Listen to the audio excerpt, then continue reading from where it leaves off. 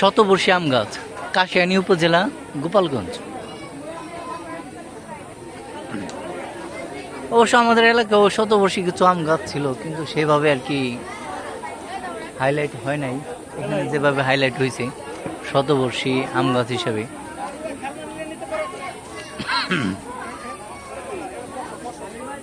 অনেক বড় গাছ, ডালপালা বিস্তৃত আছে এদিক সেদিক।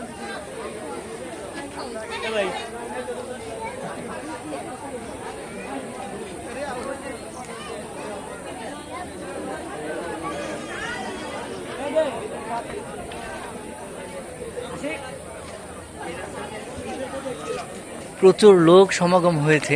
আমি জানি না এই উপজেলার সবাই কিনা বা এই জেলার সবাই কিনা, নাকি আমাদের মতো দূর দূরান্ত থেকে কিছু আসছে। আমরা আসলে এই উদ্দেশ্যে আসিনি, আমরা আসছি আগে বলছি বাঘ শিকার উদ্দেশ্যে আসছি। এখন কোথায় যাই ঠিকই জানি না। আমাদের টোটালি রিল্যাক্স ট্যুর, নিজেদের মতো করে আস্তে ধীরে হেলে দুলে চলবো। যেখানে গিয়ে পড়ি আর কি, মানে আশ্রয়দাতা তো একজন আছেনই, তারপর মানুষের উচ্ছেলে কোথাও আশ্রয় নিব আশা করছি। এ হচ্ছে শতবর্ষী আম গাছ।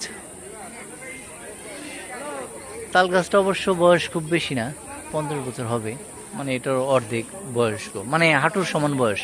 এই আম গাছের ঠিক হাঁটুর সমান বয়স হবে এই তাল গাছের বয়স।